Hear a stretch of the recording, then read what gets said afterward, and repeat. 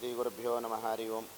ಪೂಜ್ಯಾಯ ರಾಘವೇಂದ್ರಾಯ ಸತ್ಯಧರ್ಮರತಾಯ ಚ ಭಜತಾಂ ಕಲ್ಪವೃಕ್ಷಾಯ ನಮತಾಂ ಕಾಮಧೇನವೇ. ಇದೇ ಬರುವ ಮೇ ತಿಂಗಳು 30, 31 ಹಾಗೂ ಜೂನ್ 1ನೇ ತಾರೀಕು ಈ 3 ದಿನಗಳಲ್ಲಿ ವಿಶೇಷವಾದಂತಹ ಬೃಹತಿ ಸಹಸ್ರನಾಮ ದೊಡ್ಡ ಮಹಾ ಯಜ್ಞ ನಡೀಲಿಕ್ಕಿದೆ. ಈ 3 ದಿನಗಳ ವೈಭವವಾಗಿ ನಡೀತಕ್ಕಂಥ ಈ ಕಾರ್ಯಕ್ರಮಗಳ ವಿವರಣೆಯನ್ನು ಸಂಕ್ಷಿಪ್ತವಾಗಿ ನೋಡೋಣ.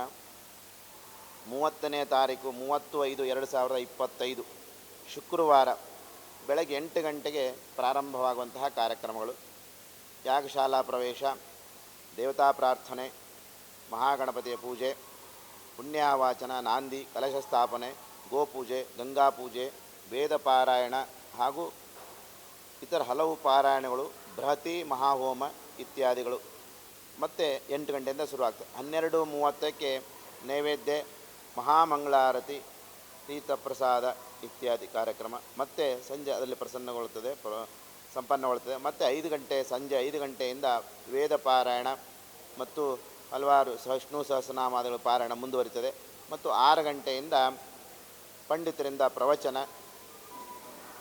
7 ಗಂಟೆಗೆ ಸ್ವಸ್ತಿ ವಾಚನ, ಮಹಾಮಂಗಳಾರತಿ ಕಾರ್ಯಕ್ರಮ ಅವತ್ತಿನ ದಿನ. ಇದು 30ನೇ ತಾರೀಕು. ಇನ್ನು 31/5/2025 ಶನಿವಾರ ಬೆಳಗ್ಗೆ 8 ಗಂಟೆಗೆ ಮತ್ತೆ ಪಾರಾಯಣಗಳು, ಋಗ್ವೇದ, ಯಜುರ್ವೇದ ಇತ್ಯಾದಿ ವೇದಗಳ ಪಾರಾಯಣ, ಹಾಗೆ ಬೃಹತಿ ಮಹಾಹೋಮ ಮತ್ತು ಮುಂದುವರಿತದೆ.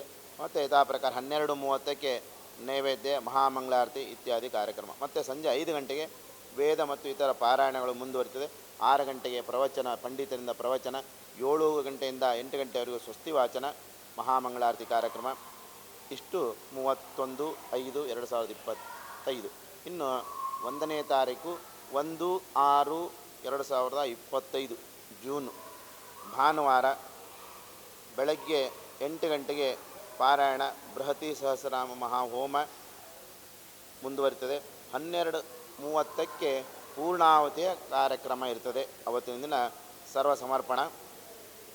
12:30ಕ್ಕೆ ಪೂರ್ಣಾವತಿ. ನಂತರದಲ್ಲಿ ನೈವೇದ್ಯ, ಮಹಾಮಂಗಳಾರತಿ, ಮಹಾತೀರ್ಥ ಪ್ರಸಾದದ ವ್ಯವಸ್ಥೆ ಇದ್ದು, ಮತ್ತು ಸಂಜೆ 6 ಗಂಟೆಯಿಂದ ಪಂಡಿತರಿಂದ ಪ್ರವಚನ, 7 ಗಂಟೆಯಿಂದ 8 ಗಂಟೆವರೆಗೆ ಸ್ವಸ್ತಿ ವಾಚನ, ಮಹಾಮಂಗಳಾರತಿ ಕಾರ್ಯಕ್ರಮ. ಇದು ಎಲ್ಲವೂ ಕೂಡ ಈ ನೆರವೇರ್ತಾ ಇದೆ. ಇದರಲ್ಲೆಲ್ಲ ಸಾಮೂಹಿಕ ಸಂಕಲ್ಪ ಮತ್ತು ಗರುಡನ ವಿಗ್ರಹ ಇತ್ಯಾದಿ ಬಿಂದಿಗೆ ಕೂಡ ನೀವೇನು ಸೇವೆಯೆಲ್ಲ ಸಲ್ಲಿಸ್ತಿರೋ ಅದಕ್ಕೆಲ್ಲ ವಿಶೇಷವಾಗಿ ಇಲ್ಲೆಲ್ಲ ಪ್ರಸಾದ ವಿತರಣೆಯನ್ನು ಕೂಡ ಎಲ್ಲ ಮಾಡಲಾಗ್ತದೆ ಅವತ್ತಿನ ದಿನ. ಆದ್ದರಿಂದಾಗಿ ಈ ಕಾರ್ಯಕ್ರಮಗಳ ವಿವರಣೆ ಇಷ್ಟು.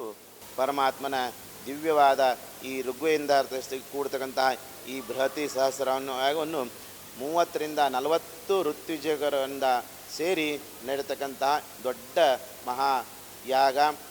ಈ ಯಾಗವು ನಮ್ಮ ಪೂಜ್ಯರಾದಂತಹ ರಾಮಕೃಷ್ಣ ವಾಜಪೇಯಿ ಆಚಾರ್ಯರ ಮಾರ್ಗದರ್ಶನದಲ್ಲಿ ವಿಶೇಷವಾಗಿ ಮೇ 30, 31, 1ನೇ ತಾರೀಕು ಈ ದಿನಗಳಲ್ಲಿ ನಡೀಲಿಕ್ಕಿದೆ.